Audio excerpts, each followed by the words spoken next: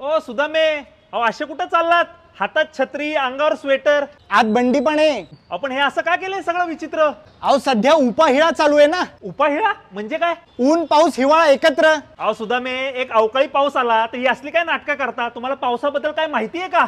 पावसाबद्दल माहिती, पुण्यातला पाऊस हा बायकोसारखा असतो. बायको कशी चिडली की धड स्पष्ट बोलत नाही पण दिवसभर किर किर किर किर करत राहते, तसाच पुण्यातला पाऊस असतो. धड धो धो पडत नाही पण दिवसभर पिर पिर पिर पिर पिर पडत राहतो. एवढंच नाही, मुंबईचा पाऊस हा प्रेयसीच्या भावासारखा किंवा बापासारखा असतो. कधी टपकन येईल आणि आपल्याला धो धो धुवून जाईल, कळणार पण नाही. अजून सांगतो, कोल्हापूरचा पाऊस हा घर जावयासारखा असतो. घुसला की डायरेक्ट मुक्कामच. राहा म्हणायची पण पंचायत, जा म्हणायची पण पंचायत. आणि कोकणातला पाऊस मात्र लग्न झाल्यावर संसारात गुंतून जातो तसा. एकदा सुरुवात झाली की धो धो धो धो धो धो धो धो पडतच राहतो. हा, आपण तुम्ही कुठं चाललाय? बर्फ आणायला. का? आता फक्त बर्फ पडायचाच राहिला ना, एकदाचा तो आणतो आणि ग्लास